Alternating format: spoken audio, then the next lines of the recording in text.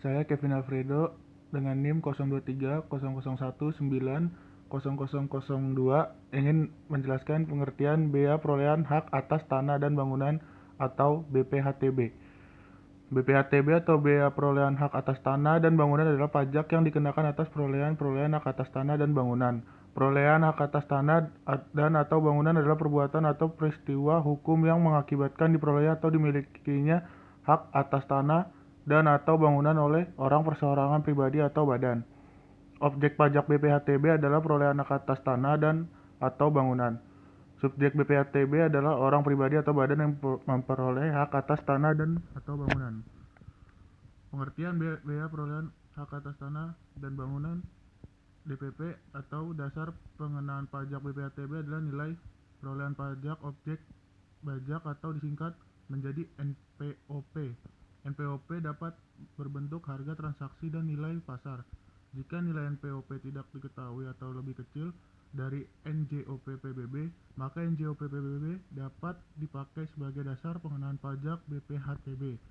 BPHTB yaitu merupakan pajak yang harus dibayar akibat perolehan hak atas tanah dan bangunan meliputi hak milik, hak guna usaha, hak guna bangunan, hak pakai, hak milik atas satuan rumah susun, dan hak pengelolaan. Dasar hukum BPHTB. Pihak yang mengalihkan itu ada 3. Yang pertama UU PDRD nomor 28 tahun 2019. Yang kedua UU nomor 21 tahun 2007. Yang ketiga UU nomor 20 tahun 2000. Saat pembayaran BPHTB. BPHTB harus dibayar apabila melakukan salah satu hal berikut di bawah ini. 1. Akta pemindahan hak atas tanah dan atau bangunan ditandatangani oleh PPAT atau notaris.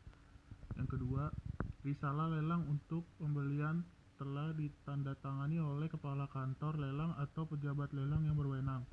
Yang ketiga, dilakukannya pendaftaran hak oleh kepala kantor pertahanan kabupaten atau kota media dalam hal pemberian hak baru atau pemindahan hak karena pelaksanaan putusan hakim dan hibah wasiat.